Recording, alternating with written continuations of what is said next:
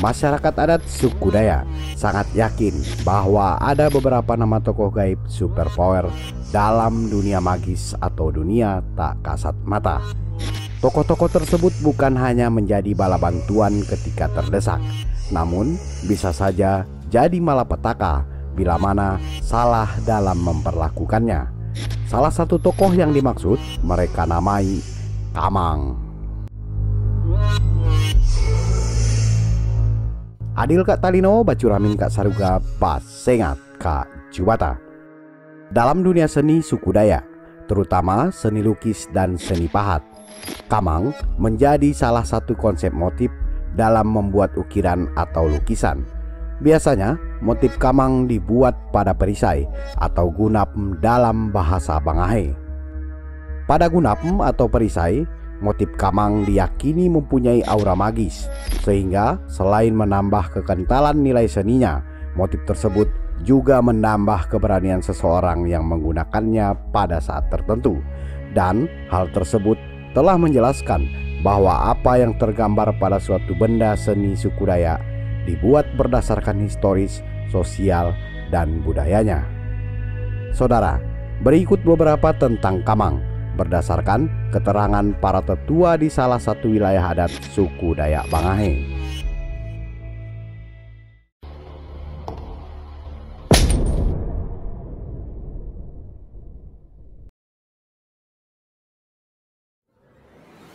Pada situasi atau peristiwa tertentu, alam dan kehidupan memang tidak akan pernah cukup dengan penjelasan dan logika kita sebagai manusia biasa, sehingga seringkali hal tersebut menjadi perdebatan yang hanya dapat dijawab dengan keyakinan masing-masing. Kamang oleh suku Dayak, terutama Dayak Bangahe yang masih memegang teguh adat dan tradisinya, yang sebagian besar tinggal di Kalimantan Barat. Kamang dianggap tokoh yang paling disegani di deretan tokoh tak kasat mata atau gaib. Kamang bukanlah nama silsilah keturunan ataupun nama manusia, akan tetapi Kamang adalah nama makhluk gaib, makhluk yang berdampingan dengan suku Dayak, yang bila mana diperlukan mereka akan datang untuk membantu. Akan tetapi ada beberapa narasumber menyebutkan bahwa Kamang masih satu keturunan dengan suku Dayak, karena Kamang hanya dapat dimintai bantuan oleh suku Dayak saja.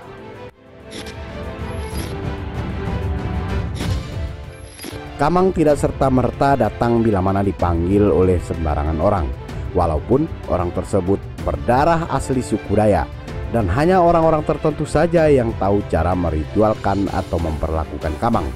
Namun, yang dapat menggunakan atau berhubungan dengan Kamang hanyalah orang yang berdarah Dayak asli, karena Kamang adalah bangsa gaib suku Dayak.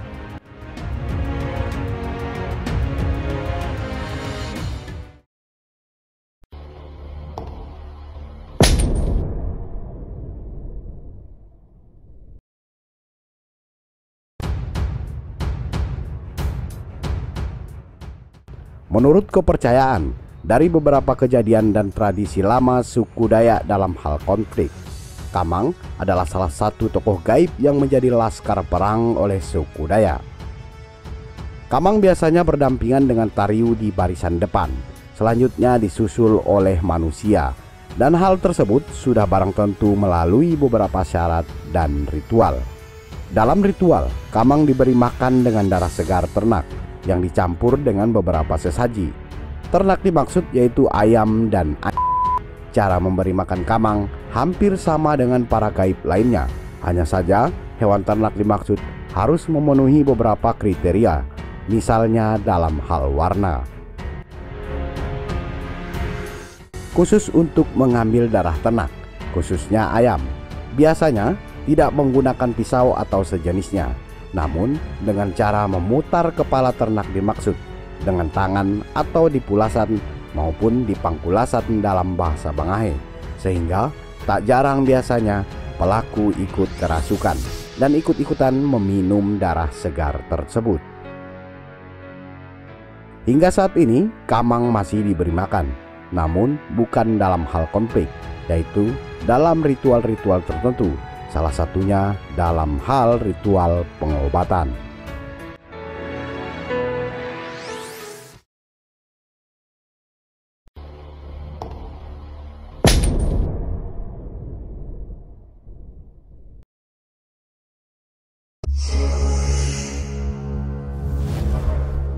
Pada suku Dayak, Kamang salah satu tokoh yang biasa dipanggil pada saat ritual pengobatan. Hal tersebut dilakukan tidak pada semua jenis pengobatan, namun hanya dalam pengobatan tertentu saja. Dan yang dapat memanggil Kamang tidak sembarangan orang, hanya orang-orang tertentu saja, diantaranya orang pintar atau dukun dan pembantunya.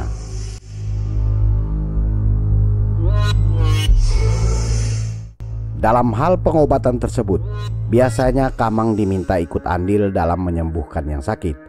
Tentu saja hal ini tidak dapat dilihat dengan mata telanjang, sehingga hanya dukun dan pembantunya yang tahu dan mengerti bagaimana hal tersebut dilakukan.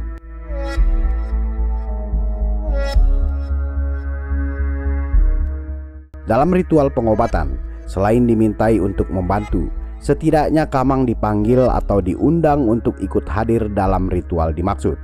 Karena hanya pada ritual atau kegiatan tertentu saja manusia menunjukkan bahwa hubungan antara manusia dengan mereka atau Kamang tetap terjalin.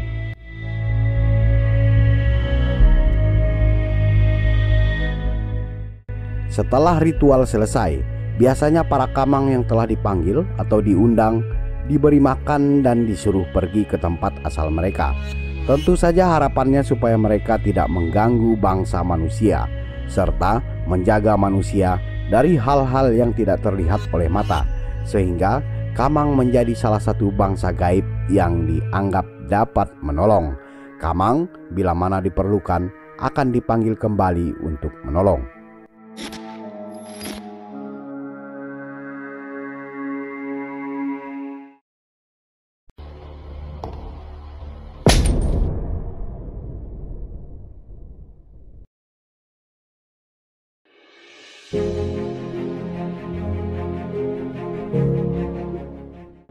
Dalam keyakinan, Kamang mempunyai nama.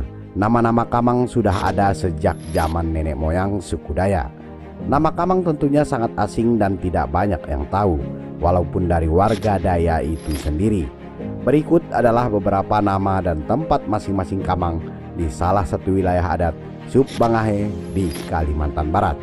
Nama-nama tersebut antara lain Kamang Papante, Kamang Janyolak, Bande, Kamang Santagok, Sanen Batu Lintang, Jerap Api, Kamang Gila, dan Kamang Calik.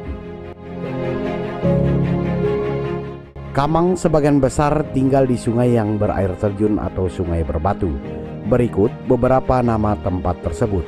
Di antaranya adalah Batu Ruruh, Langit Bapaduk, Salana, Bansal Sentagok, Batu Lintang, Pangansah, dan Tarisit. Bangsa Kamang sebenarnya bukan hanya mendiami tempat-tempat tersebut. Ada beberapa nama Kamang yang berasal dari gunung maupun bukit, sesuai dengan sub atau tempat suatu wilayah.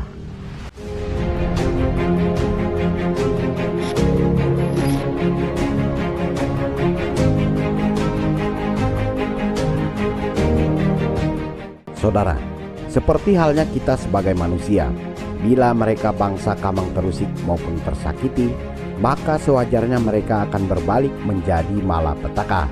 Walau dari suku Dayak sekalipun, bila melanggar, terutama melanggar hal-hal yang dianggap tabu, akan mendapatkan kemalangan. Yang namanya roh gaib tentu saja punya perilaku yang berbeda dengan manusia. Pada tempat di mana hutan yang diyakini didiami oleh Kamang, pantangan yang ditabuhkan salah satunya membakar ikan. Hal tersebut tentu saja bukan hanya sekedar cerita belaka, namun berdasarkan kejadian-kejadian yang pernah terjadi sebelumnya. Selain pada manusia yang mengganggu, Kamang juga mengincar manusia yang kempunan, sehingga biasanya tempat tersebut tidak dijadikan tempat kegiatan rutinitas manusia karena dapat mengganggu mereka atau Kamang.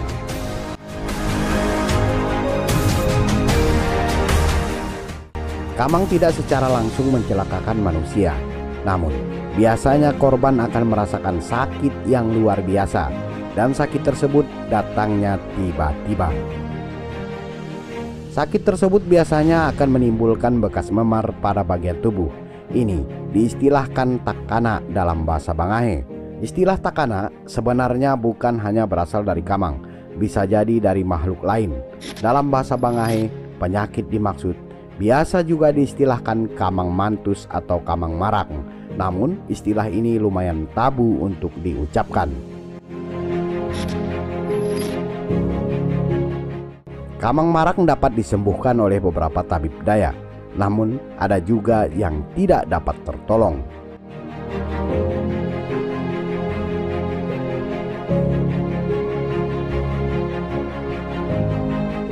Saudara, di zaman teknologi sekarang ini tidak dapat dipungkiri, hal yang berbau mistis menjadi perdebatan oleh beberapa kalangan. Namun di beberapa wilayah adat masih tetap menjaga dan melestarikan budaya mereka, karena mereka yakin bagaimanapun bentuk dan rupa yang ada di alam semesta adalah berasal dari pencipta yang sama. Layak kiranya saling hormat menghormati seperti halnya sesama manusia.